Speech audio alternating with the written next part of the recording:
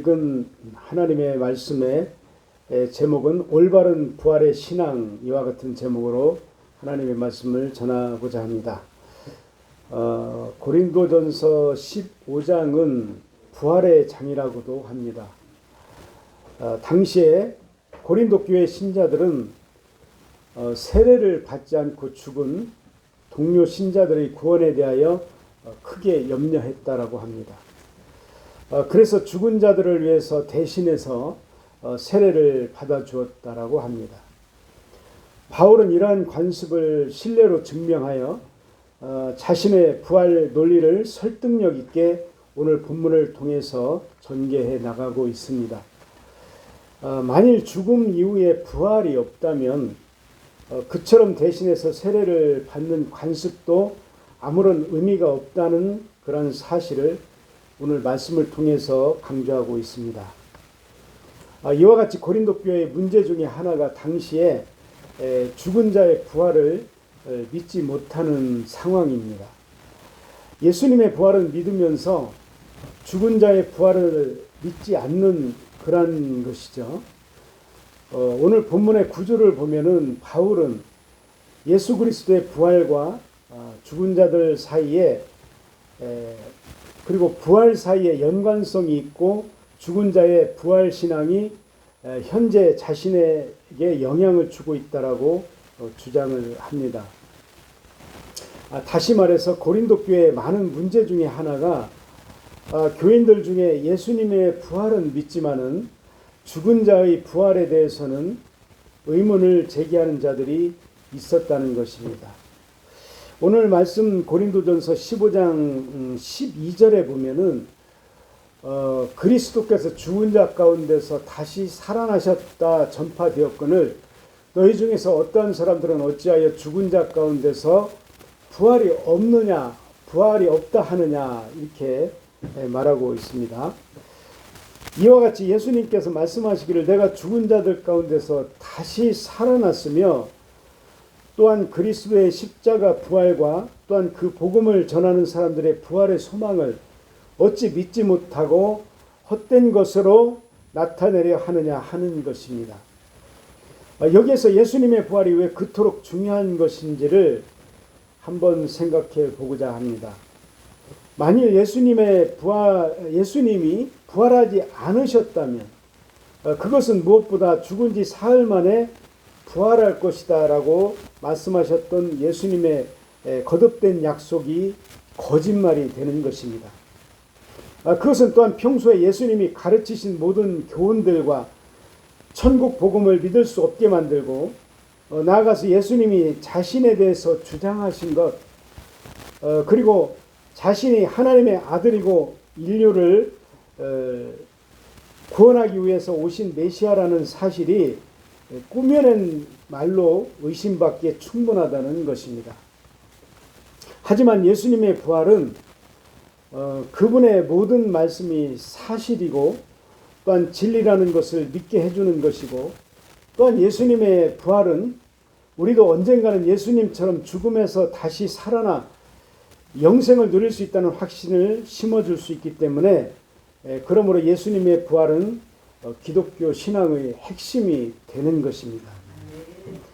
그렇기 때문에 바울 사도는 먼저 자신이 부활에 대한 확신을 굳게 지니고 있었기 때문에 생사의 경지를 헤매는 위험과 어려운 그러한 상황 속에서도 담대히 복음을 전파할 수 있었다라고 고백하고 있습니다. 이러한 바울의 고백을 통해서도 알 수 있듯이 성도가 갖는 부활의 신앙은 단순히 관념적인 그런 이론이나 현실의 삶과 따로 동떨어진 그런 파상적인 개념이 결코 아닙니다. 그것은 모든 절망적인 상황을 극복하게 하고 또한 긍곡적인 사고로 현실의 어려운 문제를 두려워하지 않게 하는 그런 참 신앙의 힘인 것입니다. 만약에 성도의 부활이 없고 또한 내세의 삶도 없이 이 세상에서의 그 삶이 끝이고 또 그리고 그것이 모든 것이라면은 성도는 절제하고 희생하는 그러한 삶을 살 필요가 전혀 없을 것입니다. 그저 육체의 욕망을 따라서 쾌락을 쫓으며 살다가 가면 될 것입니다. 그러나 성도의 부활이 있는 것은 엄연한 사실이고 영생 또한 보장되어 있기 때문에 어떠한 역경도 마다하지 않으며 절제하는 삶을 살아야 한다는 것이 오늘 바울의 논지인 것입니다. 한편 바울은 고린도 성도들에게 부활신앙에 대한 확신을 가질 것을 그의 경험을 토대로 권면하고 있고요. 또한 아울러 육체의 부활을 부인하며 왜곡된 말로 미혹하는 자들을 경계하라고 충고하였습니다. 이들은 하나님에 대한 올바른 지식을 갖추지 못했기 때문에 부활을 부인할 뿐만 아니라 육체의 타락과 또한 방종의 생활을 추구함으로써 참신앙으로 가고자 하는 성도들을 미혹한다는 것이 그 이유인 것입니다. 30절에서 사도 바울은 부활과 그리고 성도가 자초하는 위험과의 긴밀한 관계를 설명하고 있습니다. 물론 여기에서 위험을 자초한다는 말은 성도가 어리석거나 또는 잘못을 범해서이거나 혹은 무모하게 행동함으로써 초래하는 위험과는 다른 것입니다. 말하자면 성도로서 세상에서 당하는 의로운 고난을 말합니다. 그렇습니다. 여러분, 우리가 성도로서 세상을 살아가기 위해서는 피할 수 없는 많은 고난이 있습니다.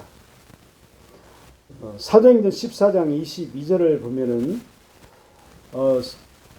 제자들의 마음을 굳게 하여 이 믿음에 머물러 있으라 권하고 또 우리가 하나님의 나라에 들어가려면 많은 환난을 겪어야 할 것이라고 말씀을 하고 있습니다.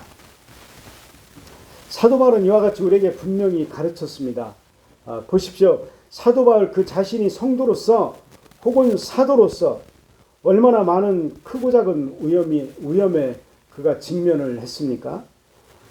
사도 바울이 지금 본문에서 말하고 있는 것이 바로 이와 같은 고난을 말하고 있는 것입니다. 즉 성도는 세상에서 믿음으로 말미암아 위험과 고난이 예상된다 할지라도 결코 피해가지 않는다는 것입니다. 오히려 담대하게 맞선다는 것이죠. 이것이 중요합니다. 그러면 어떻게 해서 위험과 환난 앞에서 성도가 담대할 수가 있을까요? 무엇이 있기에 성도가 그렇게 위험 앞에서 담대할 수가 있느냐는 것입니다. 여기에서 우리가 가장 먼저 생각할 수 있는 것이 우리 하나님의 전격적인 구원입니다. 여러분, 우리가 환난과 위험 앞에서 담대할 수 있는 것은 극적인 순간에 우리 하나님께서 우리에게 피할 길을 내어주사 능히 그 환난과 위험을 감당하게 하실 수 있음을 우리가 믿기 때문인 것입니다. 다니엘서 3장 16절에도 보면은 사드락과 메삭과 아벳느고가 왕에게 대답하여 이르되 느부갓네살이여 우리가 이 일에 대하여 왕에게 대답할 필요가 없다라고 말하고 있습니다. 그래서 풀못불에 들어갈 위기 앞에 섰던 다니엘의 세 친구는 무엇을 말했습니까? 느부갓네살이 신앙 앞에서 절하기만 하면 살려주겠다는 그 말에 하나님이 능히 맹렬히 타는 풀못 가운데서 자신들을 구하여 내실 것이라고 하면서 그들은 의연히 대처했습니다. 여러분은 이러한 다니엘의 세 친구의 고백을 믿습니까? 네, 여러분의 믿음으로 고백하십니까? 네, 그렇습니다. 그렇게 고백할 수 있기를 바랍니다. 예, 보십시오. 이들은 실제 평소보다 7배나 뜨거운 풀못불에 들어갔지만은 결국에 우리 하나님의 전격적인 보호와 구원으로 말미암아서 거기서 살아나왔습니다. 그러므로 우리는 다니엘의 세 친구 사드락, 메삭, 아벳느고가 가졌던 이 믿음을 반드시 가져야 합니다. 예, 저와 여러분이 그렇게 되시기를 간절히 바랍니다. 하지만 문제가 있습니다. 그 문제는 다음입니다. 우리가 기독교 역사상 지금까지 우리가 보면은 사드락, 메삭, 아벳느고와 같이 그러한 절체절명의 상황 속에서 하나님이 구원해 주신 사람들도 있지만은 그렇지 않고 정말 그들이 환난과 고난을 받으면서 순교하는 많은 사람들을 우리가 보게 됩니다.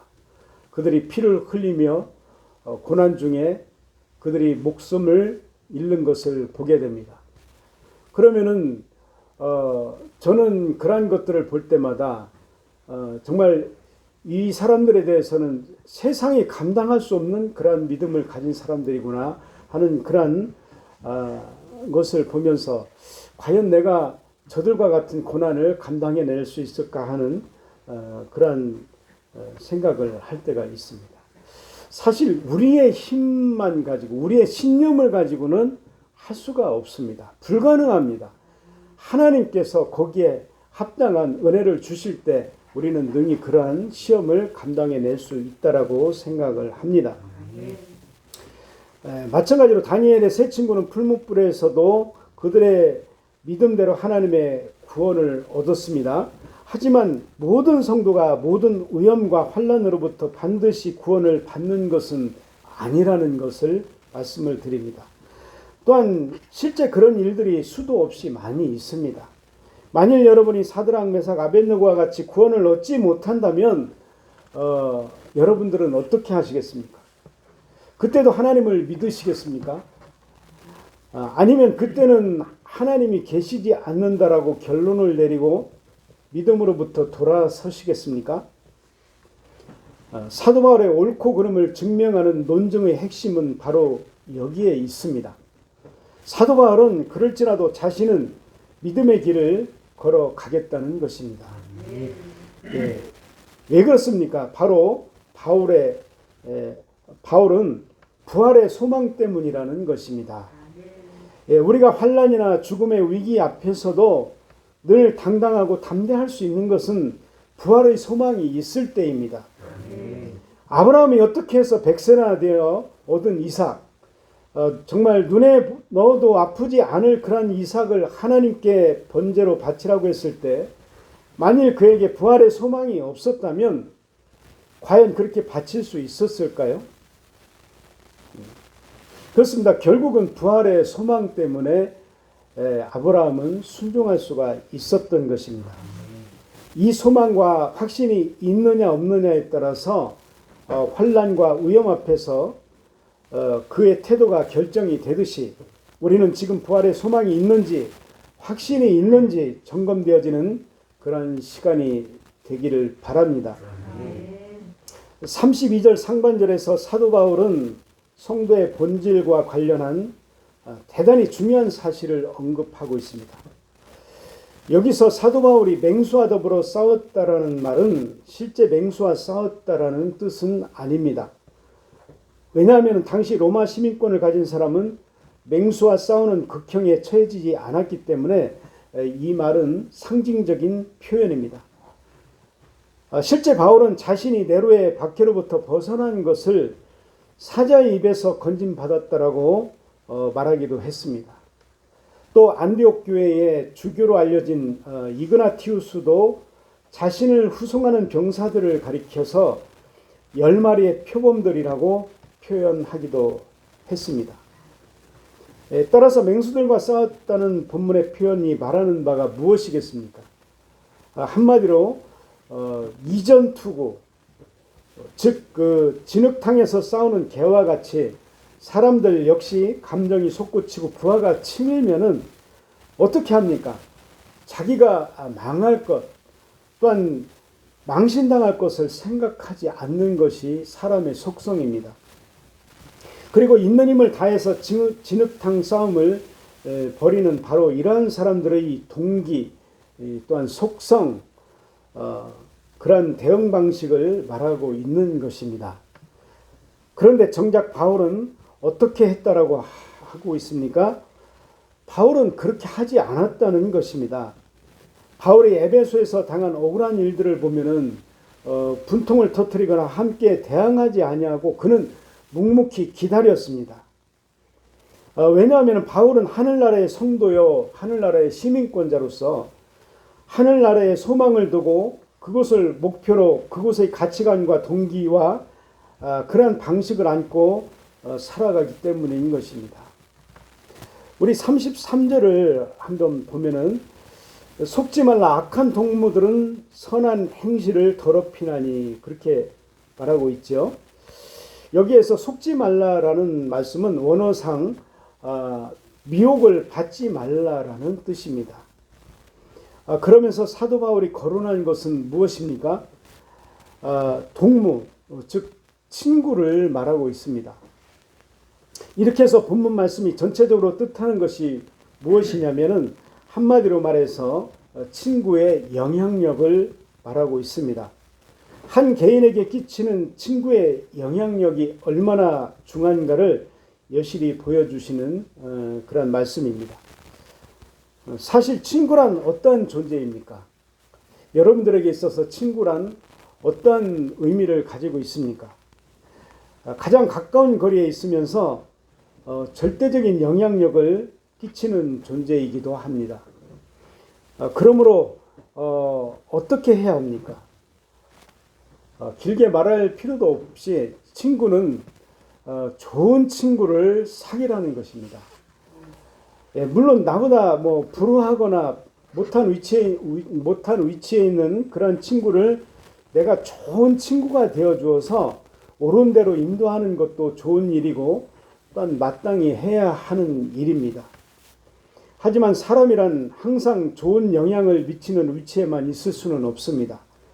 오히려 그 반대인 경우도 있습니다. 다시 말해서 나쁜 영향이라도 친구로부터는 쉽게 우리가 받을 수가 있을 수가 있다는 것입니다. 실제로 그러한 일들이 비일비재하기도 합니다. 그러므로 성도는 친구를 잘 사귀어야 하는데 대표적으로 성경에 나오는 누구를 꼽을 수 있을까요? 저는 다윗과 요나단을 꼽았습니다. 다윗과 요나단을 보십시오. 어떤 의미로서는 당시에 두 사람이 정적의 위치에 있었다라고 말할 수 있었습니다. 그런데 다윗의 좋은 친구 요나단이 어떻게 합니까? 자신이 물려받아야 할 왕위를 선뜻 양보합니다. 그리고 양보만 하는 것이 아니죠. 성경을 보면은 다윗을 만난 요나단이 하나님을 힘있게 의지할 수 있도록 다윗을 격려합니다. 무엇을 말해주는 것일까요? 지금 상황이 불우하고 고통스럽다라고 해서 삐뚤어진 길이나 또한 자포자기하는 길 혹은 불신앙의 길로 가지 말라고 그리고 하나님을 잘 섬겨야 한다고 말해주고 있습니다. 어떻습니까? 여러분 실로 아름답지 않습니까? 예. 성도는 친구를 사귀어도 이러한 친구를 사귀어야 한다는 것입니다. 34절에 보면은 깨어 의를 행하고 죄를 짓지 말라 하나님을 알지 못하는 자가 있기로 내가 너희를 부끄럽게 하기 위하여 말한다라고 말씀하고 있습니다.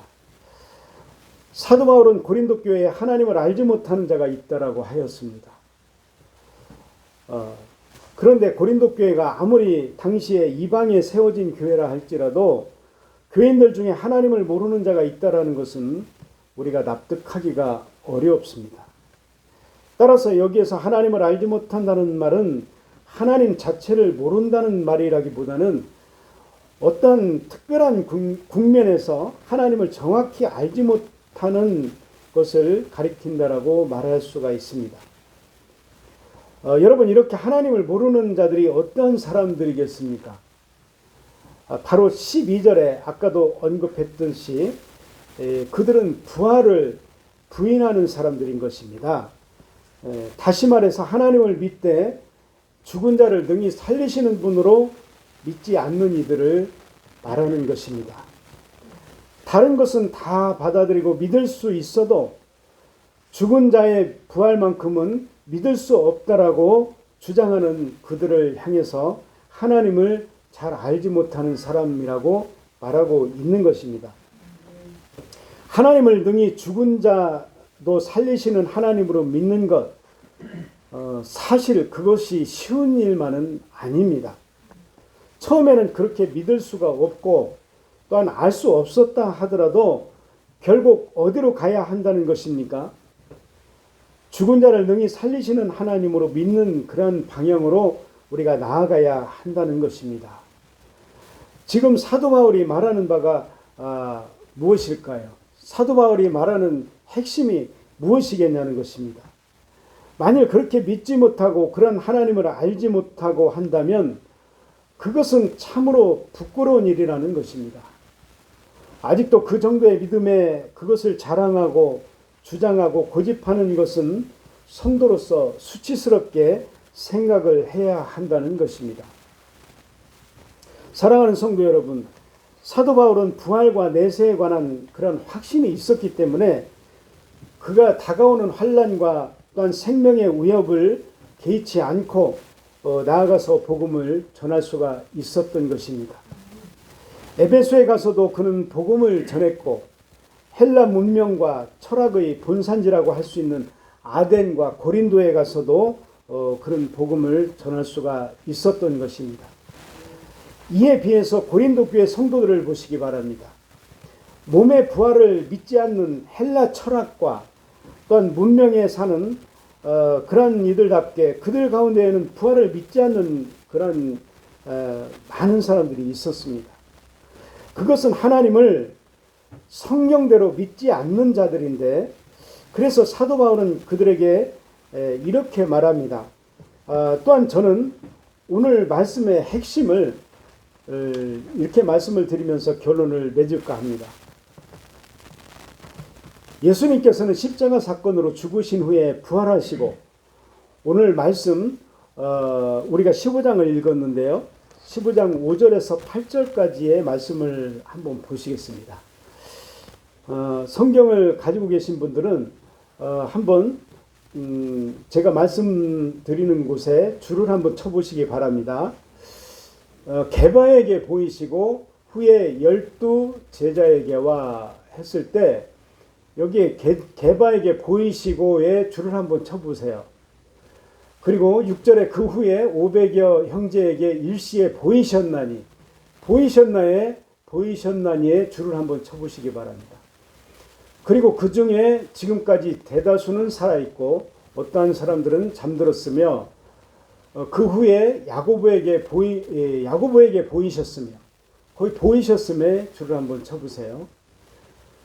그 후에 모든 사도에게와 맨 마중에 만삭되지 못하여 난 자 같은 내게도 보이셨느니라의 줄을 한번 쳐보세요. 자, 여러분 자세히 보시면 5절에 게바에게 보이시고 하셨죠? 6절에 보이셨나니, 7절에 보이셨으며 8절에 보이셨느니라. 이렇게 줄친 곳을 한번 연결해 보시면 보이시고 보이셨나니, 보이셨으며 보이셨느니라 이렇게 되어 있습니다. 여러분, 죽었다가 살아나신 그리스도가 하신 일을 강조하고 계시는데, 여기에서는 예수님께서 하신 일들이 많지 않습니까? 사실은.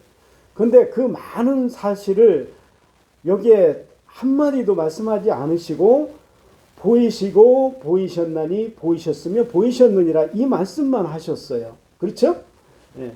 여러분, 죽었다가 살아나신 그리스도가 하신 일을 다 생략하시고 하나도 기록하지 않으시고 4번 다 보이셨다는 것만 강조하고 있습니다. 여기서 우리가 생각하고 기억할 것은 무엇이 있을까요?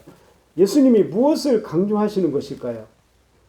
예수님께서 육신의 부활을 강조하시는 것입니다. 예. 육신의 부활을 보여줬다는 것입니다.